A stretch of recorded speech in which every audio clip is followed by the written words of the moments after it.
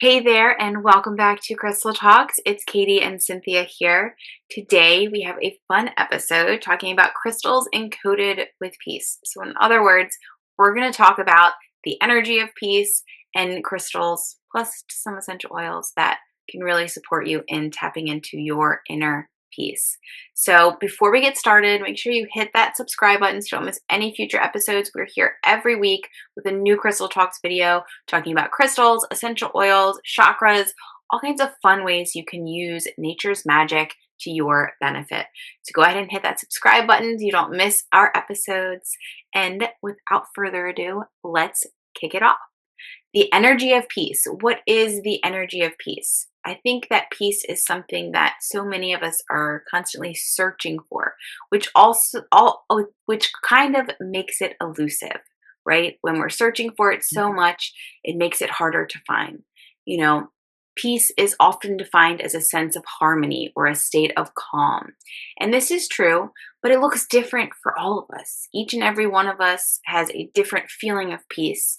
It's set up different. It's a different environment, a different, all these things are different. Each of us have a unique inner world. We have unique experiences that makes peace different for all of us. The energy of peace might feel like a gentle breeze, or the warmth of the morning sun, or the movement of water as you float, or something entirely different for you. Because we're all unique beings, and our inner peace feels different for each and every one of us. Peace is an energy that flows. It's a free-flowing movement. When you try too hard, it slips away. There's that elusiveness. If you put specific parameters around peace, it will become elusive. It will kind of shrink back when it's bound into specific parameters. When you cultivate a space for peace to move through you, to grow, it will visit you frequently. So peace is all about cultivating that space for you to tap into it. Cynthia, tell us why peace matters, why it's so important. It truly is. It's a foundation for our lives. We live in a world where we're constantly being pulled by so many different things for our attention, and we might think that it's a luxury to do the work and take the time, and it does, because you've got to be in touch with your inner feelings. There isn't one path to peace, as Katie was saying. It's different for each person, so you've got to be aware. You've got to experience the different sensations as you're going through life and see what brings you peace. But when we cultivate that calm, when we know that peace, we create the space that we need to hear our own truth, to respond to, truly respond rather than reacting to intention, and move through life with grace, because we have a better sense of what really matters to us. It also allows us to show up more fully in relationships, to be present within ourselves, and to align to our highest good. Because without those things, you without peace, you can't find those things. You can't truly know those things. So it's not about escaping the noise. It's about finding the stillness within. And it's beautiful when you do. I love that. It's not about escaping the noise, finding the stillness within. And that is truth. Like, that is just exactly what inner peace is. So some tools to support you in kind of cultivating that inner stillness, right? That inner peace that we're talking about. Affirmations are tools of the mind. They are words that support you in shifting the energy of your mindset, right? So some affirmations to use to kind of encourage that inner peace. I ground into peaceful energy. Inner peace is available for me. I choose to be at peace within myself. My inner peace is not related to the outer world. That's really something that, like, my inner peace is not related to the outer world. That's really one of those things that we have to cultivate to really understand that, your peace is not connected to what's happening in the outer world. Like my children tell me they have to say my name 5 times before I answer. And it's because I've cultivated this space to be peaceful inside, even when there's chaos outside, right? Because I just kind of like let it all be still out there and just, and they can say my name 5 times. It's okay. I'm there. I answer, right?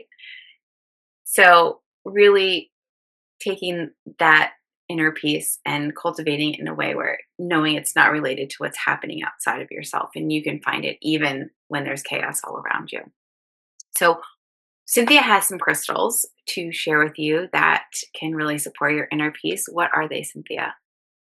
Well, we've put together a collection of, top quality gemstones that support finding your inner peace.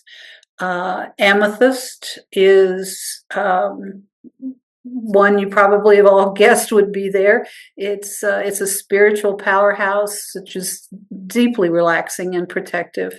It helps us clear mental fog. It eases stress. Connects you to higher states of consciousness. So it helps make space for peace to settle in and stay with you.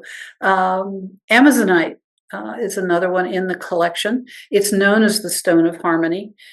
It gently balances emotions and soothes the spirit. It has a very calming energy, which helps quiet inner chatter. It helps relieve anxiety and encourage compassionate communication, both with yourself and others. But you need to be compassionate with yourself too. Lepidolite, that beautiful sort of plum-colored stone, is very rich in natural lithium.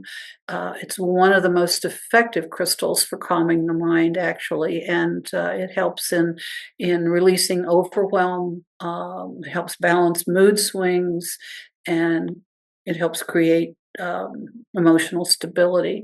So it's really ideal for cultivating that inner serenity that we're looking for, and particularly during times of stress and change, as we're going through so often in life. Another of my favorites, rainbow fluorite. It's a stone of clarity and energetic cleansing. Um, it helps to remove negativity and confusion, um, just in many ways, including your aura. It's gentle, but it's very powerful at the same time. The vibrations, they encourage the clear thinking, focus, and kind of a sense of order that helps pave the way for peace. Um, Rose quartz, as you might have guessed, again, it's a very soft and loving crystal.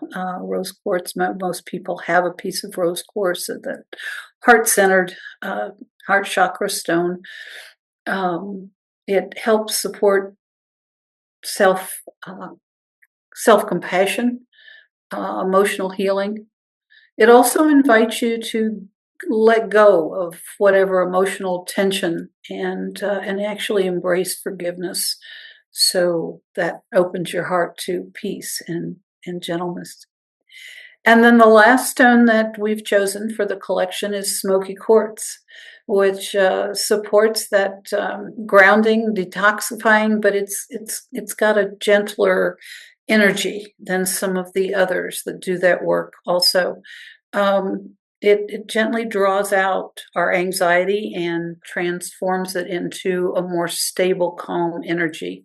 And of course, it's helping to anchor your energy, release tension, and create a sense of safety and presence, so that you can be open to finding that peace. Anything there a favorite of yours, Katie? Well, amethyst is always my go to. I actually have amethyst on right now. That's like my all-time favorite. I'm always connected to amethyst.